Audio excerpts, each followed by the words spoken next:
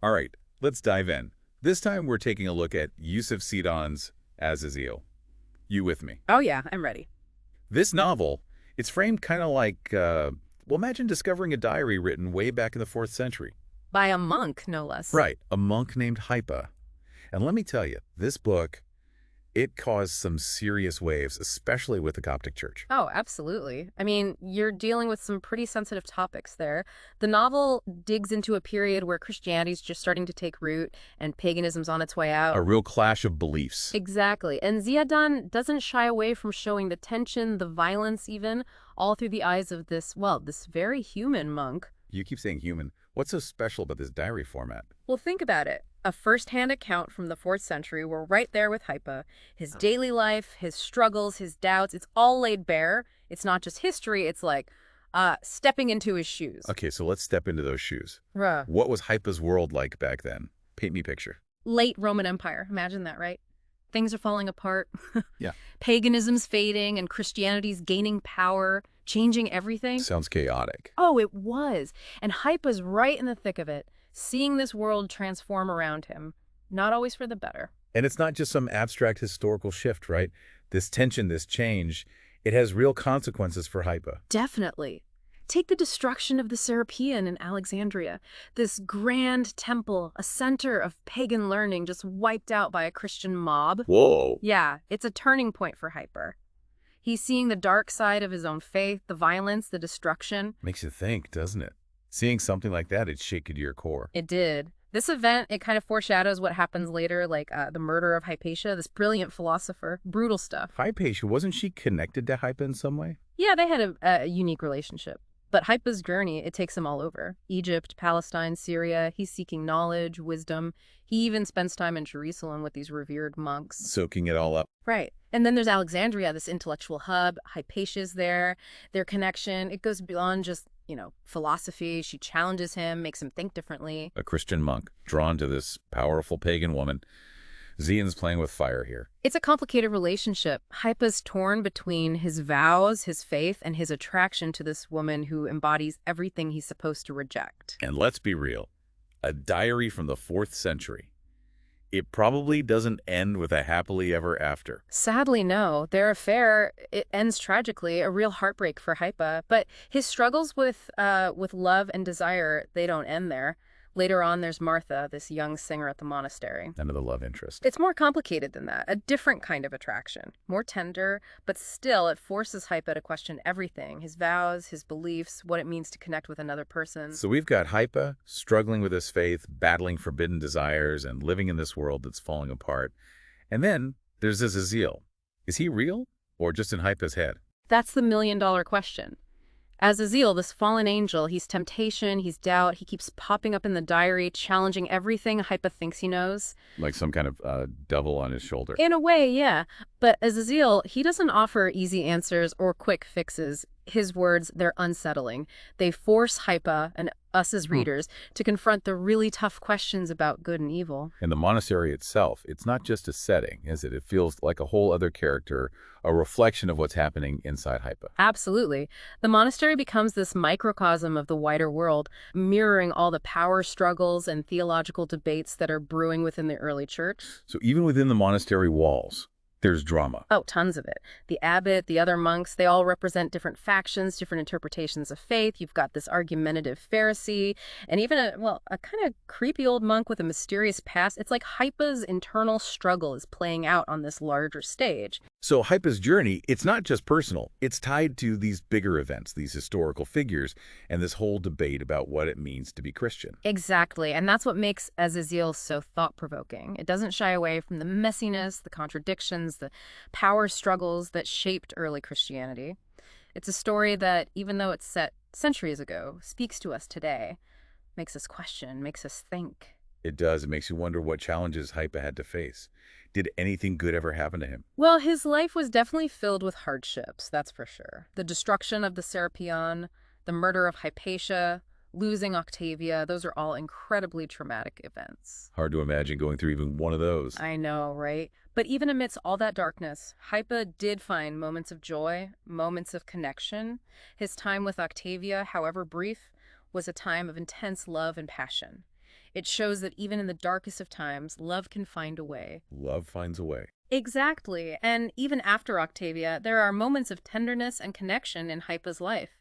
His interactions with Martha, the young singer, are complicated, but also show a longing for companionship, a need for human connection. So music was important to Hypa, especially later in his life. Yes, definitely. He found solace in composing hymns, using music as an outlet for his emotions, a way to connect with something bigger than himself. He even finds a bond with Martha through music, teaching her and the other children to sing. It's like music transcends the pain, brings a bit of peace. Finding beauty amidst the chaos, that's pretty powerful. But what about Hypa's fate? The novel ends with him reflecting on his past, still wrestling with his memories. What do you think happens to him? That's the beauty of Ziedan's ending. He leaves it open to interpretation. We're left wondering if Hypa finds peace, if he goes back to his old beliefs, or if he continues struggling with the same questions that have haunted him throughout his life. It's an invitation for us to continue the conversation, to think about Hypa's journey and maybe see our own struggles reflected in his. I like that. Before we go any deeper into Hypa's world and the controversies surrounding the novel, let's take stock. What are some of the key things that have jumped out at you so far? It really makes you think about, faith and doubt, especially in a time like that. All this change, all this upheaval. And Hypa's personal struggles, it's like they're reflecting these bigger conflicts going on within the church itself. You're right. And there's one event that really brings those conflicts to the forefront. The Council of Ephesus in 431 AD. They called this big meeting, this gathering of bishops, to try and settle a huge theological debate. Oh yeah, the Council of Ephesus. A pivotal moment, for sure. Think about it. Bishops from all corners of the Roman Empire coming together to debate the nature of Christ. Was he purely divine? Did he also have a human nature?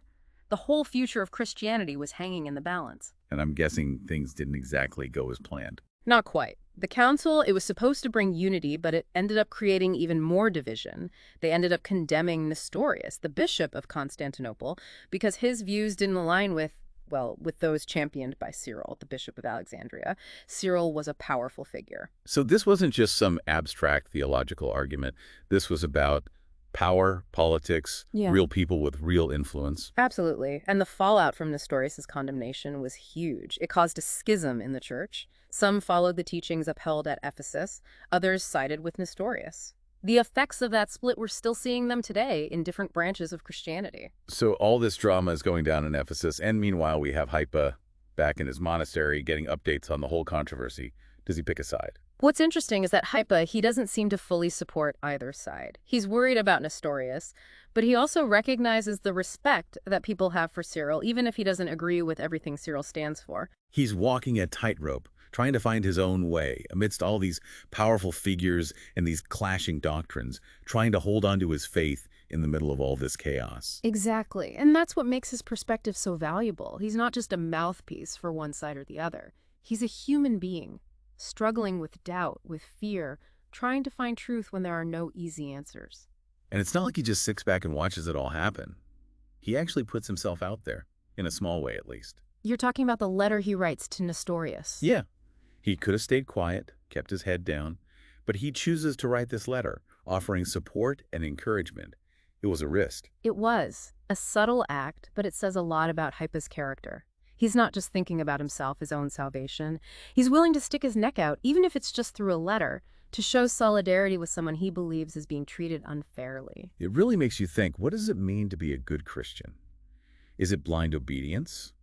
Or is there room for questioning, for individual interpretation?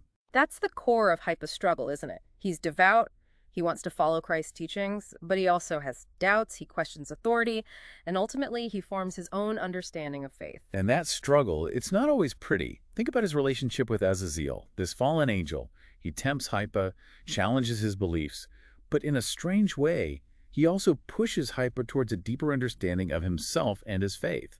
Azazeel, he's like this mirror, reflecting all of Hypa's inner turmoil back at him, forcing him to confront the uncomfortable questions, the things that don't quite add up in the official narrative. He's that voice of doubt that we all have whispering in our ears. And what's so interesting is that Hypa, he doesn't just reject Azazeel outright. He engages with him, argues with him, almost like he's trying to understand the nature of evil itself. It's like he's realizing that good and evil, they're not these neatly defined categories, these opposing forces. They're more intertwined than we like to admit, maybe even existing within us. Isn't that a question we all face no matter what we believe? Maybe we don't have fallen angels whispering to us, but we all have those moments of temptation, those doubts, those gray areas where morality gets blurry. Hypa's struggles, even though they happened centuries ago, they feel pretty relatable. That's the power of historical fiction, right? It transports us to another time, but it also illuminates our own lives, our own questions, our own search for meaning.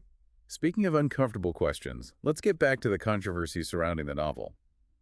What was it about Azazeel that sparked such a strong reaction, especially from the Coptic Church? Well, part of it has to do with how the novel portrays Cyril, who's considered a saint in the Coptic tradition. Ziedan doesn't make Cyril out to be a villain, but he doesn't shy away from showing his role in persecuting those who disagreed with him, like Hypatia and Nestorius. And this is where things get a little delicate. We have to remember that we're talking about a novel, a work of fiction. It draws on historical events, but it's ultimately an interpretation, one perspective. It's not meant to be a purely factual historical account. Exactly, and Ziedan has said as much. He's not trying to rewrite history. He's using historical fiction to explore bigger themes, to ask questions about faith, about power, about what it means to be human. But even if it is fiction, it still touches on some sensitive nerves, right?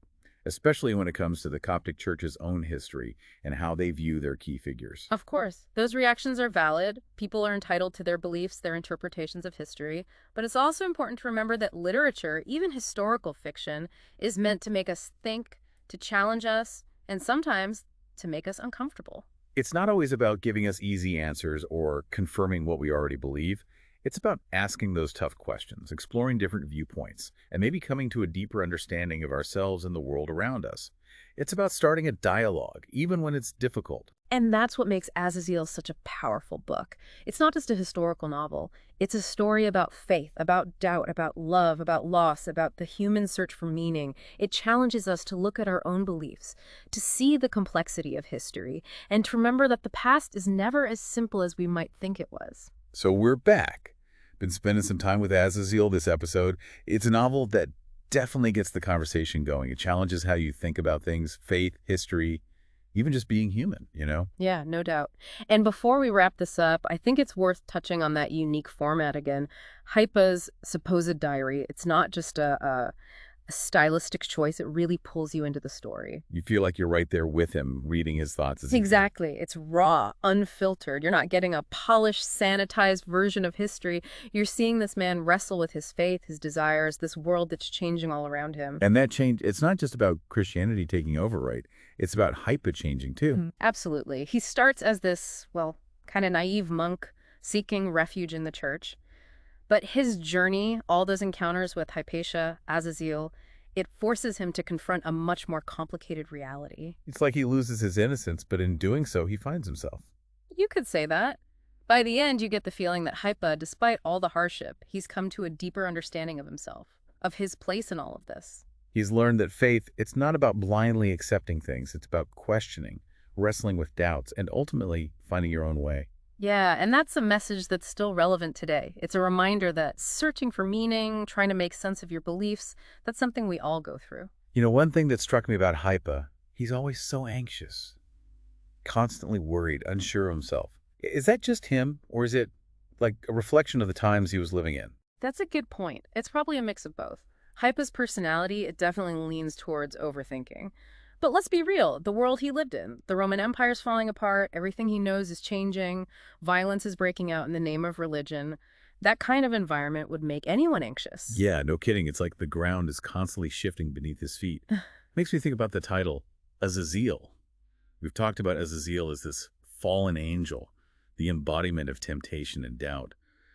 But could that title be a metaphor for something bigger too? It could be. You could see Azazeel as representing all the chaos and uncertainty in Hypa's world. It's not just his own internal demons, it's those larger forces of history, ideologies clashing, the old order crumbling. Azazeel is this like personification of all those anxieties. Yeah. That feeling that everything familiar is slipping away. Right. And that's a feeling that's still relevant today, isn't it? We might not be facing the collapse of an empire, but we're living in a time of rapid change, technology upending everything. It's easy to feel overwhelmed, anxious about the future. Which brings us back to Hypa, doesn't it? Even with all that anxiety, all those doubts, he never stops searching for answers. There's something hopeful about that. Definitely. Azazeel might not be the most cheerful book, but it's ultimately about resilience. Finding meaning even when things are tough. A reminder that even when it feels like the world's falling apart, there's still beauty, connection, maybe even hope. Well said. I think that's a good place to wrap up our deep dive into Azazeel. But before we go, I want to leave you with something to think about. Imagine Hypa, years after the events of the novel. He sits down to write a diary entry. What does he say? Has he found peace? Gone back to his old beliefs? Or is he still questioning, still searching? Keep that in mind as you continue your own journey. Until next time, keep exploring.